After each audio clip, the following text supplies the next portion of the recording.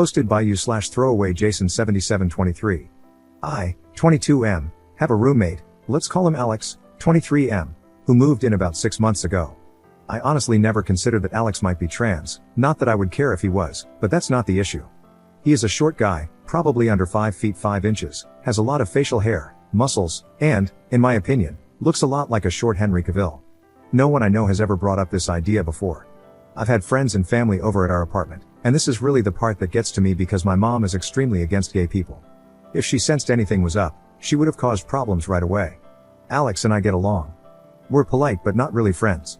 He's quiet but super polite, always pays rent on time, helps with chores, and even shares his cooking with me. I appreciate having him around, especially because my last 3 roommates were each their own horror story. The issue came up when my girlfriend, let's call her Sarah, 28F, came over one day. Alex was shirtless. Just to clarify, I forgot to tell Alex that she was coming over, and she noticed the scars on his chest. After that, she was quiet and short with me for her entire stay. When she got home, she blew up my phone, asking why I had a female living with me. I was confused and asked what she was on about. She said she knew that his scars were from top surgery and that he is short, so he has to be trans and a born female. I tried to explain that even if Alex is trans or a born female, there's no way I'd be attracted to him because to anyone who looked at him, he's clearly a guy. Plus, he's respectful and doesn't cause drama, unlike my last roommates, which she knows about. Just to be clear, I honestly still have no idea if Alex is even trans. I googled it, and those scars could be from some other surgery, like heart surgery or gynecomastia. I really don't have an argument for him being short, but there are plenty of short men.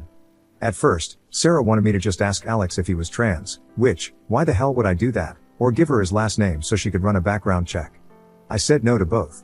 Then she said this was a violation of trust and that if I didn't either find out if Alex is trans, and kick him out, or just kick him out altogether, she would have to reevaluate things. Basically, she was threatening to break up. I told her I don't do ultimatums, and we're done. Since then, she's been messaging me every single day for over 2 weeks, even after I blocked her on everything because she wouldn't leave me alone. She's pissed that I wouldn't do this small thing for her.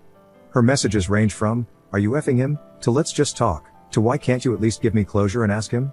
Most recently, she told our mutual friend about the situation. That friend wants nothing to do with this crap show.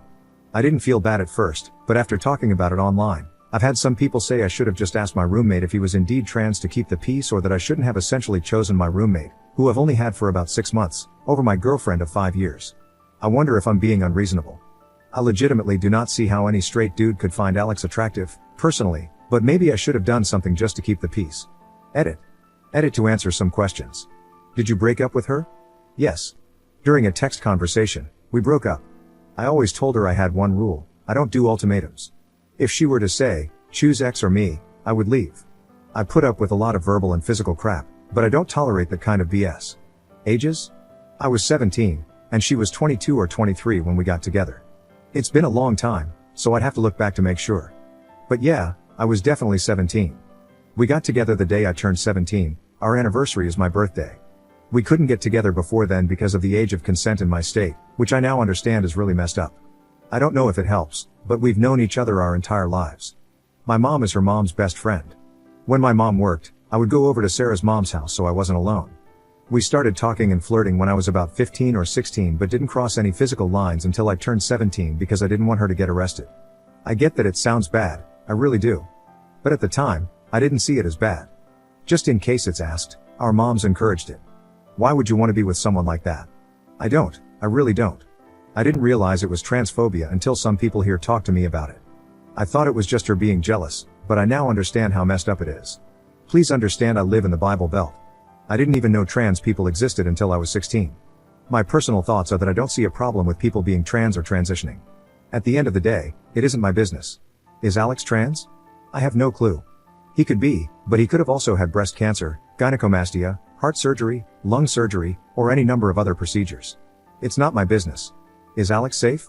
I'll talk to him when I get home and then talk to my landlord. I will change my gate code and have her removed from the allowed guest list. I'll also ask my landlord not to let her in personally. She hasn't been too violent in the past, but I also didn't know she was this unhinged before either. Was there abuse? I feel like this has been implied in some questions. I don't know. Has she insulted me? Yes. Has she been physical? Yes. But nothing crazy, slapping, pushing, shoving, but never anything like punching or drawing blood. Why didn't you ask Alex about his scars? I have a few reasons. First, I personally wouldn't like it if someone asked me. Second, my mom has scars all over her body for different reasons and gets livid if you ask her about them.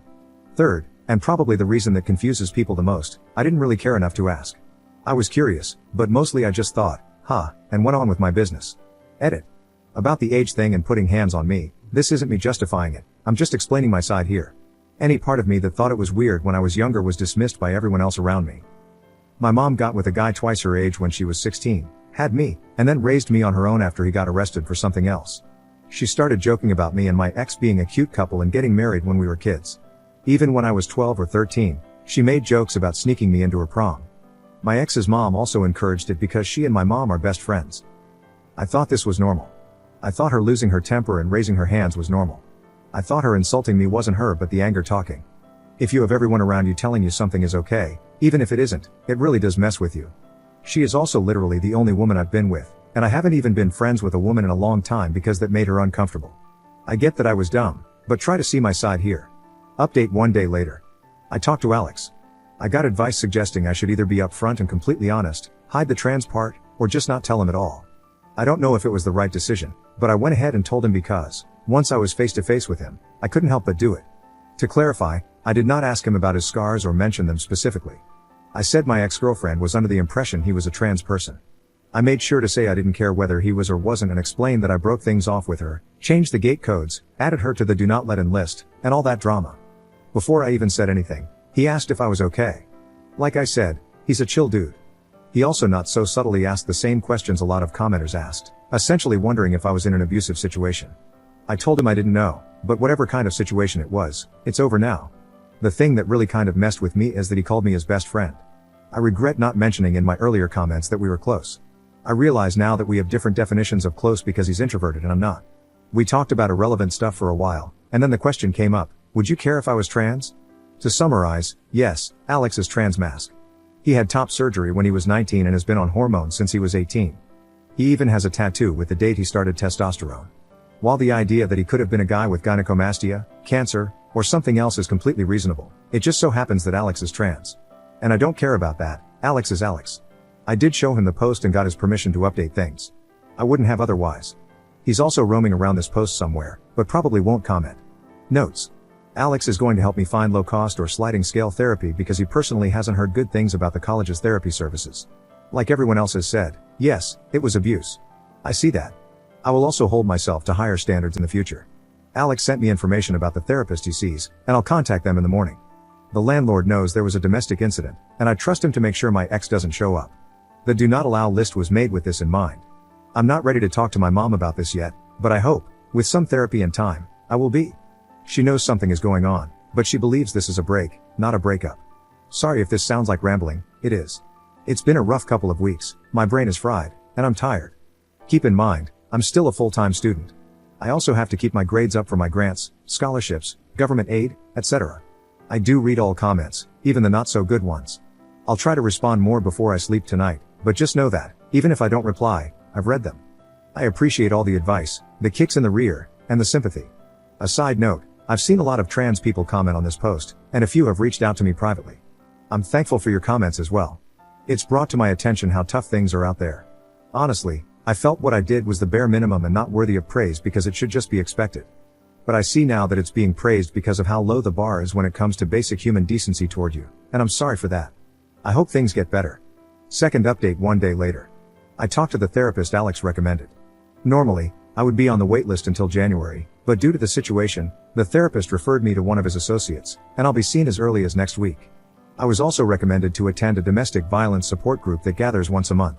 Initially, I wasn't going to go because the idea made me incredibly uncomfortable, but Alex said he'll go with me. At least I'll know someone there, and we can leave if it feels too weird for me. My mom is aware of the breakup, but she's not too happy about it. I didn't mention the trans part. I told her that Sarah was being controlling and that I didn't want to put up with it anymore. I got the usual that's a normal part of any relationship comments, but I stood my ground. My mom seems to be under the same delusion as Sarah that this is just a small argument or something, and that we will get back together. But that is absolutely not happening. I don't really talk to Sarah's mom, so I don't know her thoughts on the matter. The landlord is aware of the situation and will not let Sarah in should she try to show up. If you don't have the gate code, you have to go to the main office.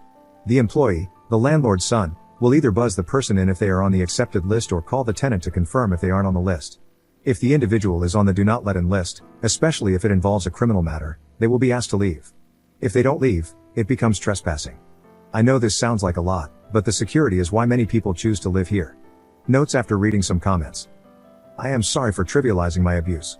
It still feels weird to call it abuse, but I do know that it is abuse. Slapping, pushing, and shoving are physical abuse, and if someone else told me their partner was doing that, I would call it abuse. It's not that I don't think women can be abusive, but as I mentioned in one of the comments, I don't view it as abuse when it's directed at me. This is probably due to being abused by my mom, which I'm going to get help for. For reference, when I mention my mom's abuse, it's why I'm low contact with her. The reason I was extremely underweight as a kid was that she just straight up didn't feed me much of the time. CPS got called a lot but never did anything. They also didn't take any claims by my teachers that I was being abused seriously because there were no marks or bruises. This has warped my view of abuse. Going forward, if I date again, I won't put up with any physical or verbal abuse. A couple of comments helped me by suggesting that if I'm unsure whether something is wrong, I should think about how I would feel if it were happening to someone else. This has been helpful in shaping my understanding of what is right and wrong in terms of how I'm treated. After a lot of talking, it turns out Alex and I have been friends this whole time, but because I've never had an introvert friend before, I didn't really realize it. Alex says he didn't want to annoy me by trying to chat with me all the time, which, ironically, is how I was feeling too. Now we're going to hang out more, and he's trying to get me to join the D&D game he's in. Thank you for reading my giant block of text. I'm on the app, and I don't exactly know how to format it properly. I'm grateful for all the comments, whether good or bad, I do read all of them. Op in the comments. I agree with your comment, but unfortunately, my mom is already aware of Sarah's physical and verbal abuse but hasn't really done anything about it. She has made excuses for Sarah, saying things like Sarah just needs help, she's stressed, or that it isn't abuse because Sarah didn't leave marks or bruises directly.